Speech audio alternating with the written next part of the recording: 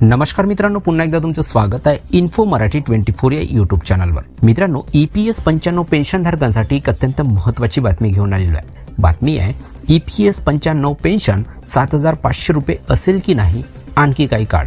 मित्रांनो, काय या बातमीमध्ये नक्की बघूया, पण त्याआधी जर तुम्ही आपल्या चॅनलवर नवीन असाल तर चॅनलला सबस्क्राइब करून बाजूला दिलेल्या बेल आयकॉनला नक्की क्लिक करा आणि व्हिडिओ जर कामाचा आणि महत्त्वाचा वाटला तर व्हिडिओला लाईक करून आपल्या मित्रपरिवारासोबत नक्की शेअर करा। आणि मित्रांनो, व्हिडिओला शेवटपर्यंत नक्की बघा जेणेकरून तुमच्याकडून कोणतीही माहिती सुटणार नाही।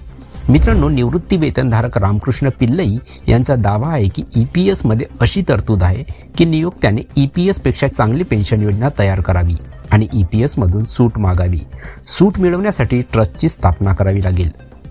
ते म्हणाले की आमच्या PSU कंपनीने फक्त PF साठी एक ट्रस्ट तयार केला आणि सूट मिळाली, जिथे आम्हाला दरमहा EPFO पेक्षा 0.50% जास्त व्याज मिळते आणि कर्ज आणि मॅच्युरिटी रक्कम कोणत्याही अडचणीशिवाय मिळते।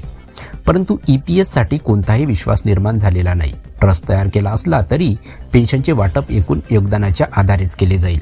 अशा परिस्थितीत केवळ एका महिन्यासाठी योगदान देऊन 25,000 रुपये कसे मिळतील? अशा लोकांना EPS मध्ये 1,000 रुपये देखील मिळतात। दुसरीकडे एका पेन्शनधारकाने सांगितले, EPS 95 पेन्शनधारकांनी अलीकडेच अर्थमंत्री निर्मला सीतारामन यांची भेट घेतली आहे, ज्यामध्ये त्यांनी किमान मासिक पेन्शन 7,500 रुपये करण्याची आणि महागाई भत्ता म्हणजे DA देण्याची मागणी केली आहे। त्यांच्या मागण्यांचा सहानुभूतीपूर्वक विचार करण्याचे आश्वासन अर्थमंत्र्यांनी दिले आहे। तथापि अर्थसंकल्प 2025 मध्ये EPS 95 पेन्शनमधील वाढ अधिकृतपणे घोषित केलेली नाही।